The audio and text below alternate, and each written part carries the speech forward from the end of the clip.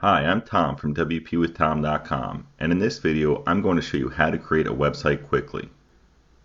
After watching this video, you'll be able to make almost any kind of website by using a drag and drop builder. If that sounds good to you, let's dive in. The first thing that I'm going to need you to do is go down to the description where this link is right here to follow along.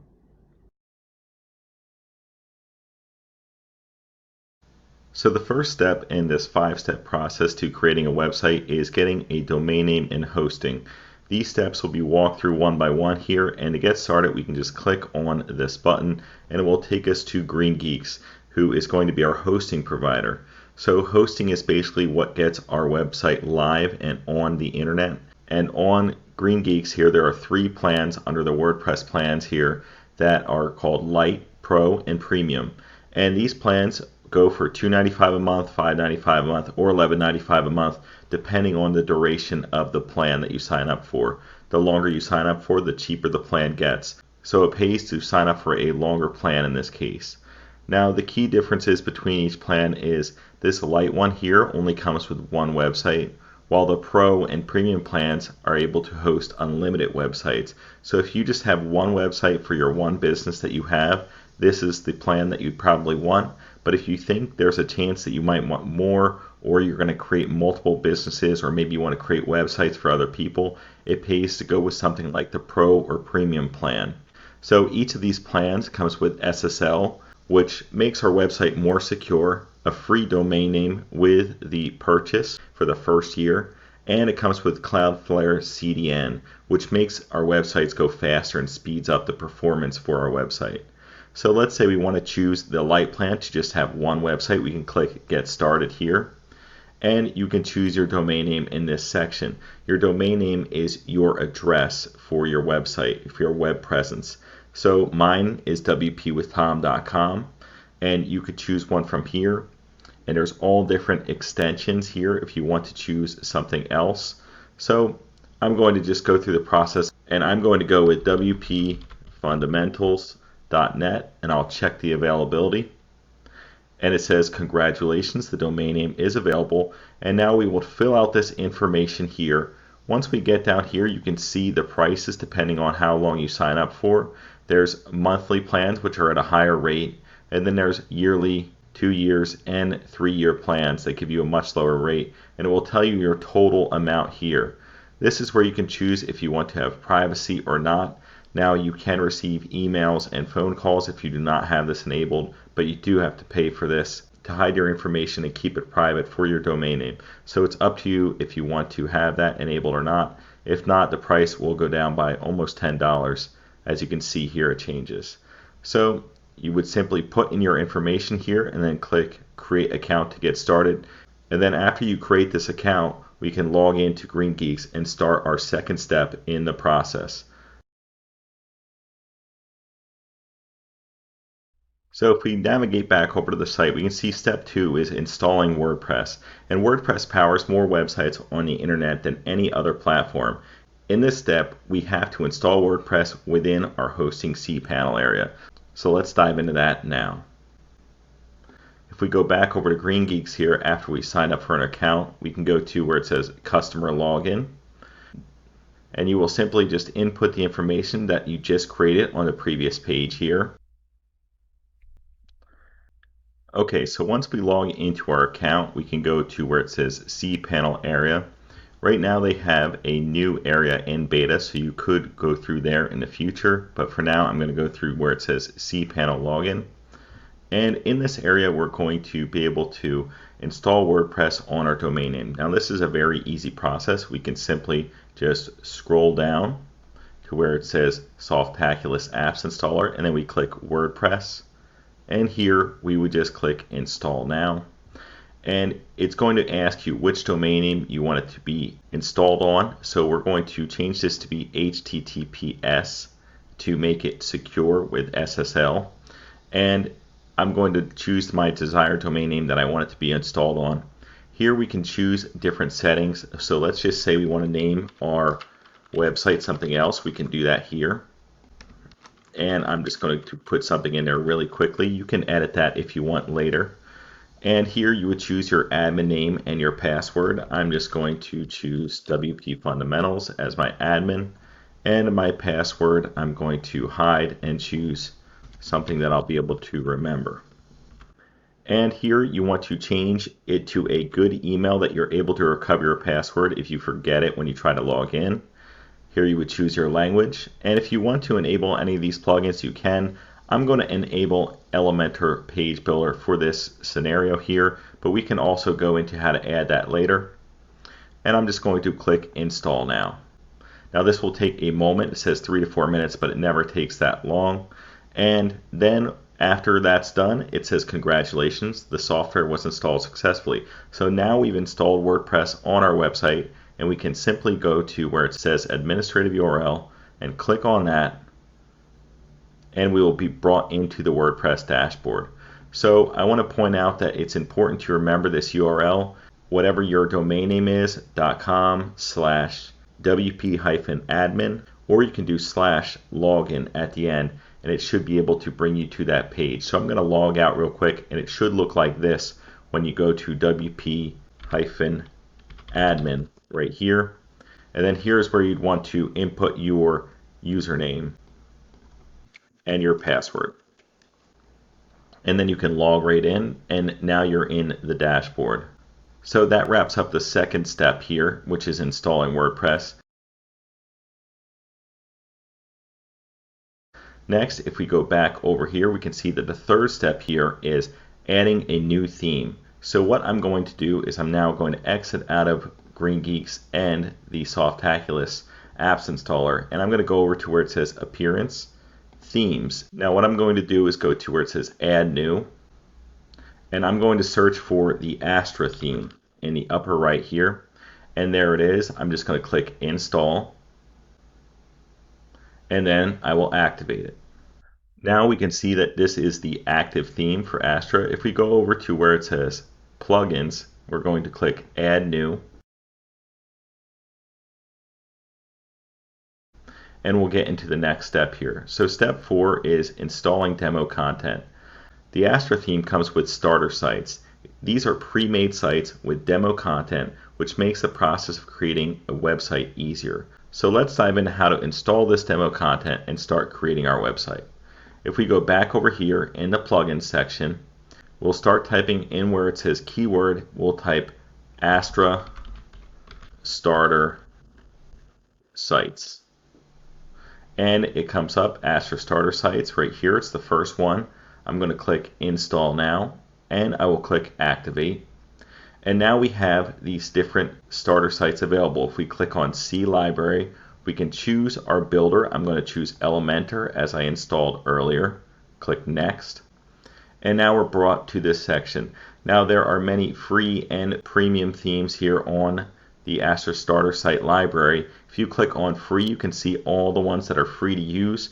And if you want to use premium ones, I do have a link in the description of this video that you can use to get the premium ones as well. So here we can get an idea of what each of these sites look like by simply hovering over it and allowing it to scroll through the home page. Additionally, you can actually click on it and where it says preview and see the site itself. So it's pretty nice to be able to do that. If you want to, you can go through the site, you can click on different pages and see what it has, and if it looks like it could be a fit for you, then you can go back here with this X to go back. And I recommend going through a lot of these and finding one that fits for your project or looks pretty good as a fit for your project.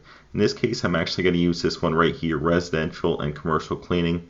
Now, this is just for this example. I know this probably isn't related to your business unless you happen to be making a cleaning website, but you can literally make these demos into almost anything you can imagine or any design possible based off this demo content and just editing it and tweaking it per your needs. So it's good to find something that has similar headings or a similar menu to what you might have. So you might want to click on it and view the menu and see if the pages look similar to what you have, so then you don't have to design the whole thing from scratch each time. But if you find one that looks decent that you like, you can simply just click on that. Then I'm just going to go to where it says import site. Now if you already imported another one, you're going to hit delete previously imported site, And I'm just going to do that just to do it in this case, and then it's going to go through the installation process.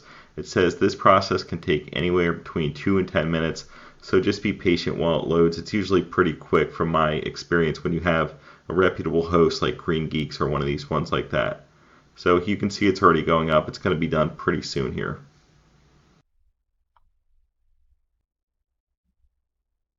All right, so it says the site import is complete. It says it was successful in just 45 seconds.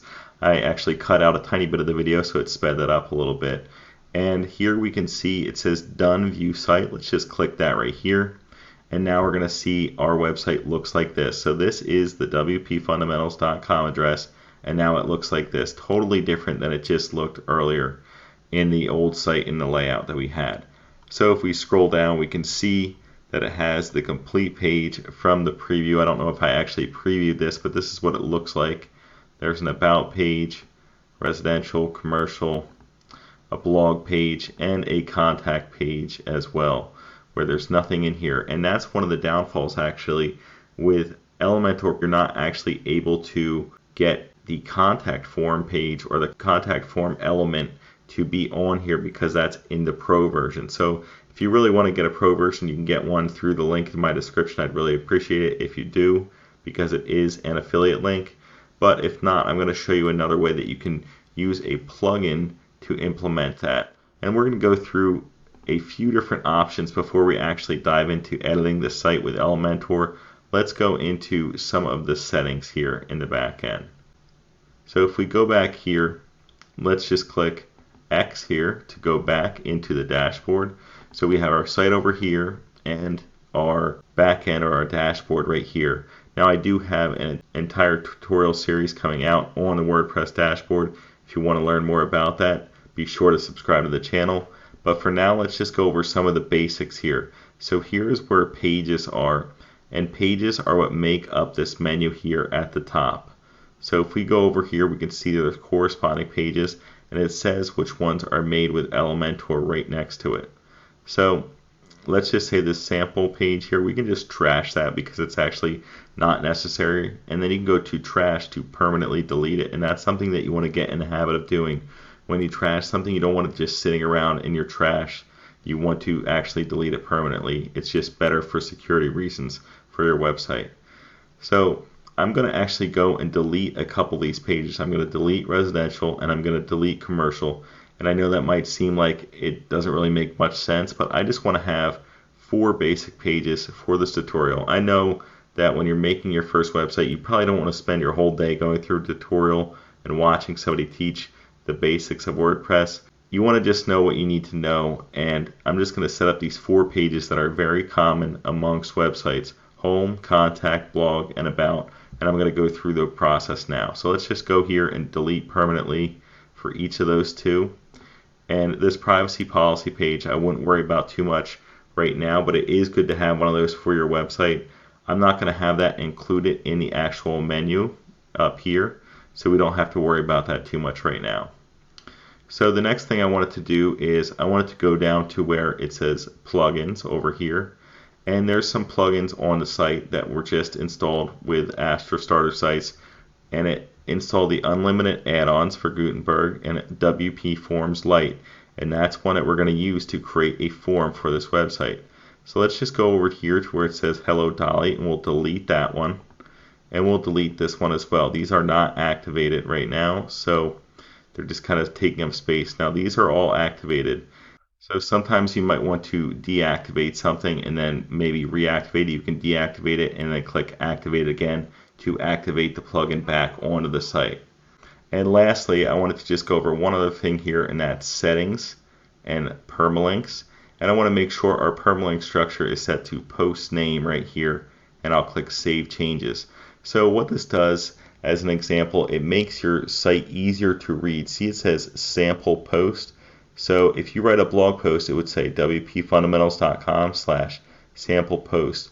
The default might be the plain one up here, or a date and then sample post. None of this really helps the reader a whole lot. It's just easier to see what the article is about right here. So an example of that would be right over on my site. It says wpwithtom.com/create a website rather than P equals 123. Nobody knows what that's about, so it helps to have this post name. So this actually helps in two different ways. It helps your viewer or your user to know more about what the post is actually about, and it also can help Google in terms of search engine optimization. So it can help you a little bit as far as ranking websites higher within Google. I'm not going to say it's going to make a huge difference, but it's a better experience overall for both Google and your users. So you want to definitely put the post name here as a setting in the permalink section. So to get started, let's go into how to actually use Elementor a bit. So you can actually go here and click Edit with Elementor as long as you have the plugin installed over here. If not, you want to search for Add New and then search for Elementor right here, and then add the Elementor page builder if you do not have it set up yet. And then what you would do is you can go right back over here and click Edit with Elementor to start editing on this page. So let's just click that now, and it's going to load. It's going to take 1 second or two. I'm just going to click Got It here, and we're going to go over some of the basics here before we actually dive into editing anything. Before we dive in, you can actually notice that now we have only these 4 in the menu up here at the top. So on the left side are these things called elements, and these are all in the free version right here, and it says you can upgrade to Pro if you want more. Again, I have a link in the description, but they give you a lot of free ones here that you can actually use. And it's pretty nice that they give you all these different options. It's probably about 25 or so different options here that you can use for free and edit your site to your liking with a lot of these. And you can get most of it done with that, and then also pick up some of the slack with the plugins as well if you can't actually make it with this. Now, I do say it's definitely worth getting the Pro if you're going to make websites, especially if you're going to make websites for other people or maybe more than one website for yourself. I think it's definitely worth getting the Pro version, but it's good to learn the basics here on this free version. So down at the bottom here, we have settings, we have navigator, history, and responsive modes. So with this navigator, you can actually move and drag and drop different things in different locations on a website. So let's just say you want to move this section right here, this whole section, up into this area. You can use the navigator to do that. If you make a mistake, you can go to history and change back to where you were. Maybe you made a mistake 3 clicks ago. You can go back 3 clicks into history and go revert back to that area where you were before you made a mistake. Now, responsive mode will show you what your website will look like on your desktop, your tablets, and your smartphones. So it gives you a good idea of what the viewer is going to see from all these different devices before you actually create and finalize the website. So those are some awesome features that come built right in with Elementor.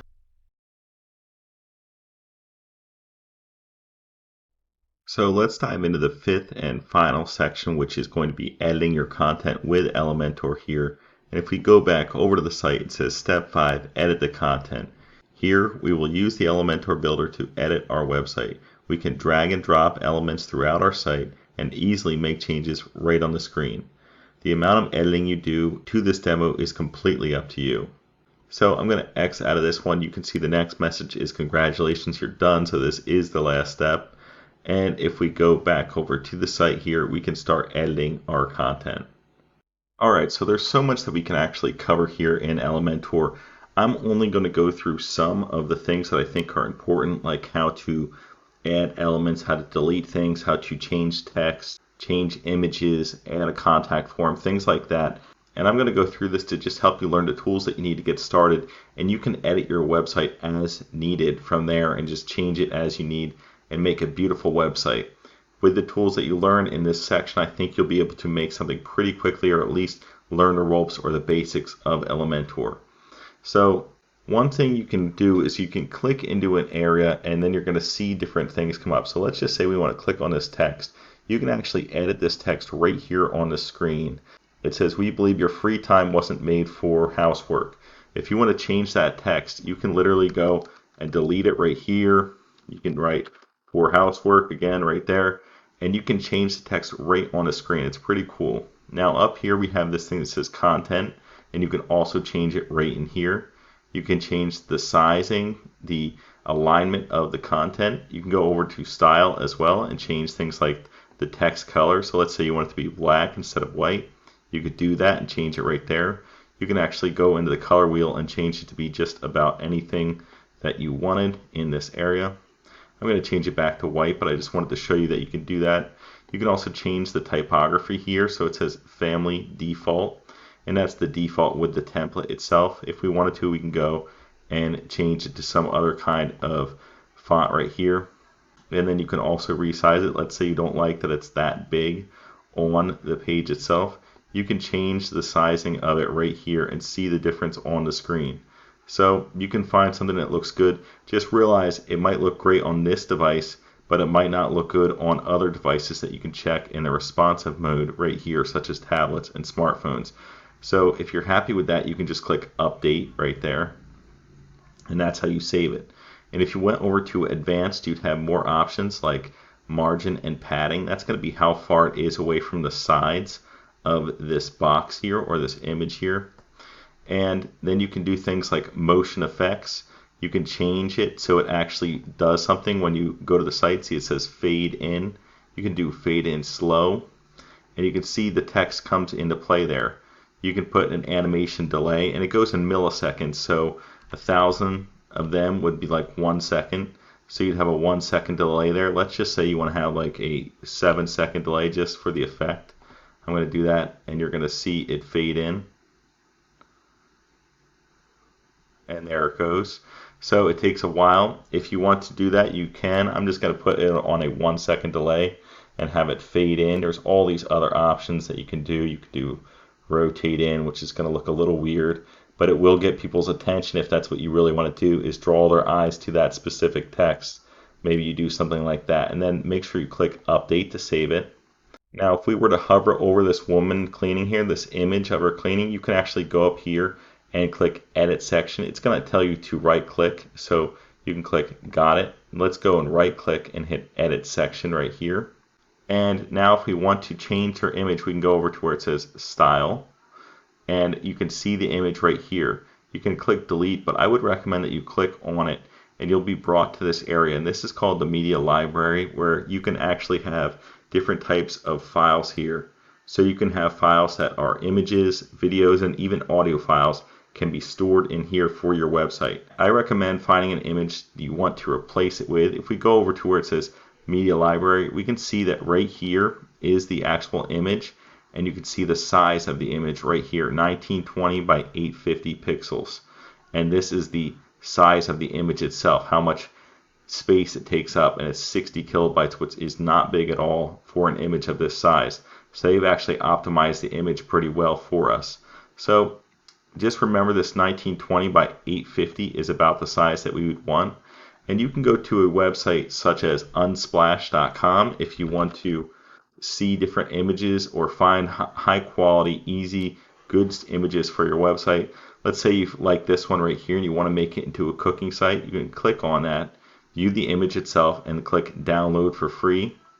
And then you're going to be able to upload that from your download section. So if we go back over, click on the image again, go to upload files here, select files, and you can go into your downloads, and I'm just going to rename this one woman cooking, and I also have another cooking image in there that I downloaded earlier. I'm just going to click open, and it's going to load both of these files.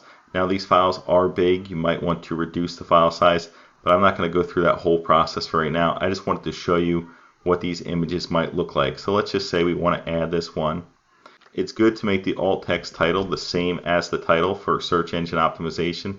Now you can see this is a much bigger file, and if you wanted to, you can go and edit the size of the image because it is a large image now by clicking edit image and resizing it. I'm just going to insert it into the site just to speed things up a little bit here. And from here you can see that the image is a tiny bit off-centered, but it looks pretty good, and we've added this into the site itself. So it says position bottom center. If you want to, you can do something and change it like center, center, and it will probably make the image go into the right place. And then we can just click update here to have that finally go into effect. So another thing that I wanted to cover is resizing sections of the website itself. So I'm going to get out of these areas up here, and then if we go down, we can actually click and drag. So see how this is off to the right, this section size. If we want to, we can go and click right in here. So we have this icon, and then we can drag it, and it will tell you what percentage of the area it takes up. So let's just say you wanted to take up about 35%. You can do that and drag it right there, and now it takes up 35%. If this text right here isn't dark enough for you, you can click on it, go to Style, and then you can go to Text Color and make it fully dark right there, or resize it. There's so many things you can do right in this section. So if we go here, you can resize it, go to Typography, and you can change the sizing, and it will also affect the section next to it because you're making the text larger or smaller. So that's how you would update that. We can click Update down there. And another thing that I wanted to cover that's really important is adding and removing different sections. So let's just scroll down here, and this says Review Us On. So if we wanted to, we can then click up here to delete the whole section, or you can go and right click and then click delete as well. So I just deleted the whole section. Now let's say you don't like that and you liked it more with having that in there. You can go back down here to where it says history, and then you can look at your last edit, and then it will bring it back to the site once you go back and revert back to that edit, and then you click update to make it go into effect to save this again. Again, if you want to, you can just go and delete it and get it out of there, and that will show you basically your history of revisions and actions here. So to add a new section here, or a new element, we can click Add New Section, choose the width of the section. I made it full width, and then we have this new full width section up here. We click the plus button, and now we can drag one of these elements from the left side with all these options that we have to our website. Let's just go and add a video. I'm going to drag it and drop it right in there. And now we have this video. If you want to edit it, you can change the link itself right here. You can change the source to YouTube, Vimeo, Dailymotion, self-hosted if you're hosting it outside of here on your own hosting provider for videos. And you can just change the link right here. You can change the start time, end time. You can choose if you want to loop it, mute it. There's all different options. A lot of people like to put videos in the background at the header or the top of their website and then mute it. So that is an option as well. If you ever need to change it and you're somewhere else on the site, let's say you're up here and you need to get in here to change it, you can't just click on it and that will start the video. You need to go up here and click up here on the right side of the edit video section here. If you're happy with that, you can just go and click update to save it.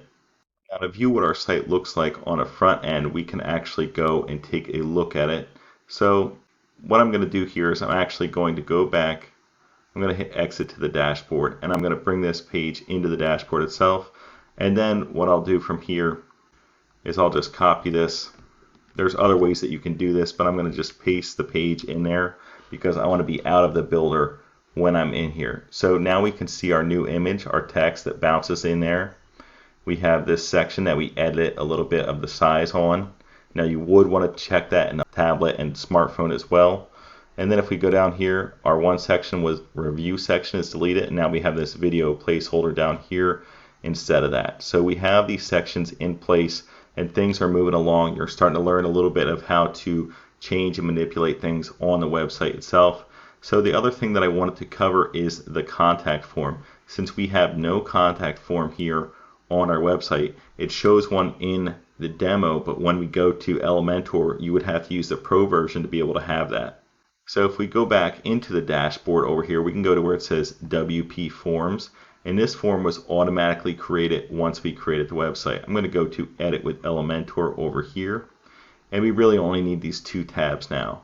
So if we click on here, we're going to see that it says WP Forms ID, and it says a number, and that is a short code here that we can add our contact form in through. So if we go back here, there's a contact form right here. We can click on Edit.